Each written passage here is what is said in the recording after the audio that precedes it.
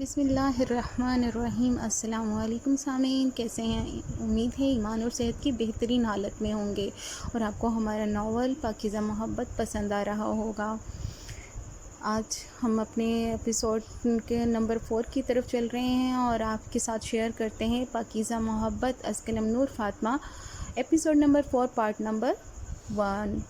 ہمنا کی اپنی خواہشوں کی قربانی کیا اس کو حنین کی محبت دلا سکے گی؟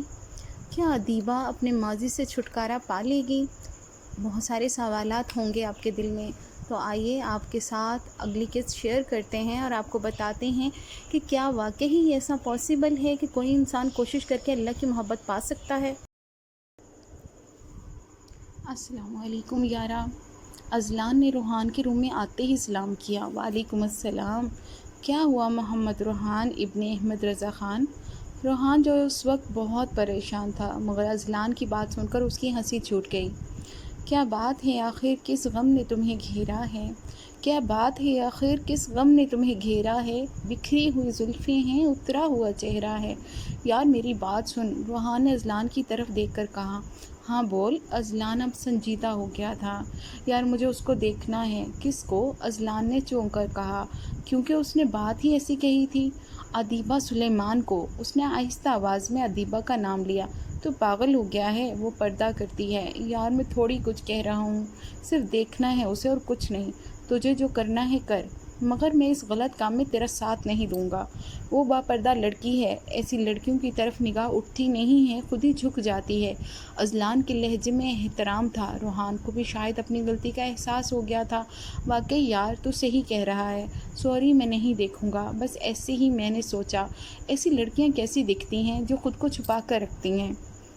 ادیبہ آپی، اللہ تعالیٰ سے دعا کیسے مانگی جائے؟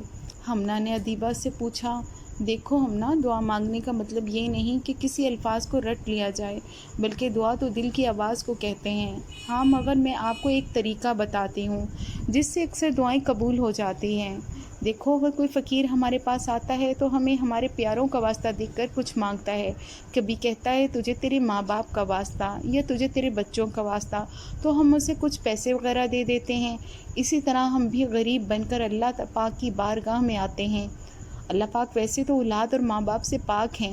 جب اللہ پاک کو ان کے پیارے نبی حضرت محمد صلی اللہ علیہ وآلہ وسلم کا واسطہ دے کر کچھ مانگا جائے تو یقیناً دعا قبول ہو جاتی ہے۔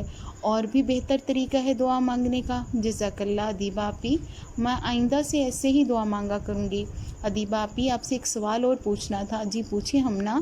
آپی کیا پردہ کرنا ضروری ہے؟ میرا مطلب اگر نہ کریں تو کوئی حرج تو نہیں؟ ہمنا 2 دن پردہ کرنے سے تنگ آ گئی تھی، اسے گھٹن ہوتی تھی پردہ سے، تو اس نے سوچا ادیبہ آپی سے پوچھ لوں۔ اگر پردہ کرنا ضروری نہیں ہے تو میں چھوڑ دوں گی۔ میں آپ کو قرآن پاک کی ایک آیت سناتی ہوں، اس سے آپ کو پردہ کی اہمیت کے بارے میں پتہ چل جائے گا۔ اللہ پاک قرآن کریم میں فرماتے ہیں، اے نبی صلی اللہ علیہ وآلہ وسلم، آپ اپنی بیویوں، بیٹیوں اور تمام مسلمان عورتوں سے فرما دیجئے کہ اپنی چادروں کو اپنے منہ کے اوپر ڈال لیا کریں۔ اس طریقے سے اس بات کی زیادہ توقع ہے کہ وہ پہچان لی جائیں گی تو ان کو ستایا نہیں جائے گا، اور اللہ تو بخشنے والے مہربان ہیں۔ سورۃ الاحزاب آیت نمبر 59۔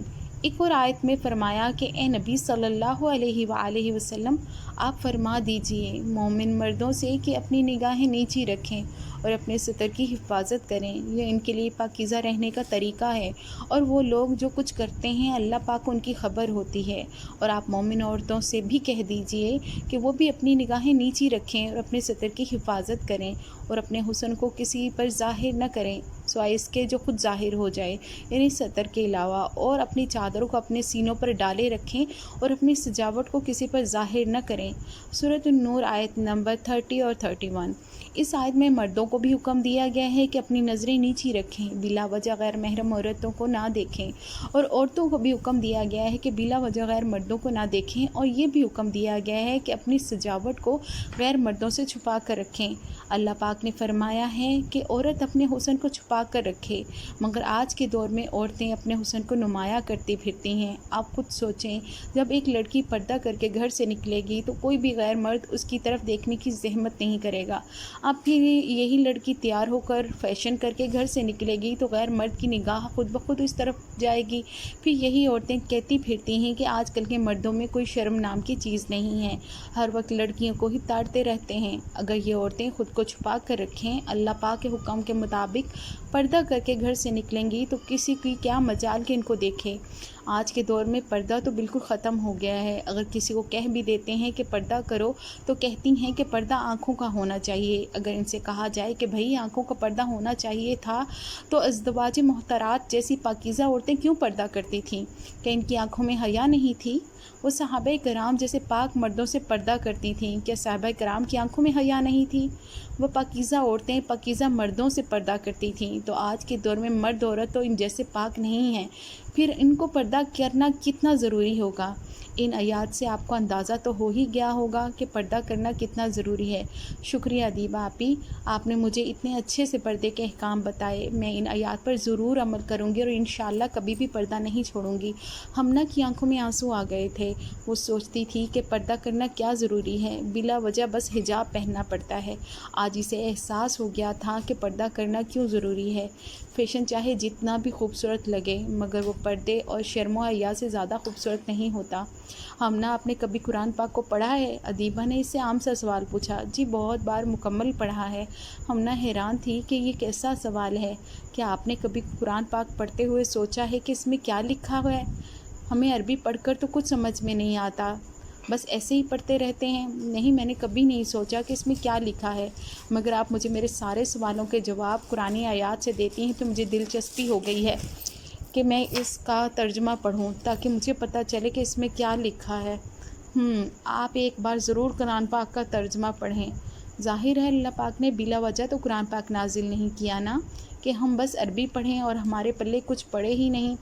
ہم عربی نہیں اجمی ہیں, اس لیے ہمیں قرآن پاک سمجھ میں نہیں آتا, ہمیں اس کا ترجمہ پڑھنا پڑتا ہے. یہ میں آپ کو ایک کتاب دیتی ہوں, آپ اس کو ضرور پڑھیں.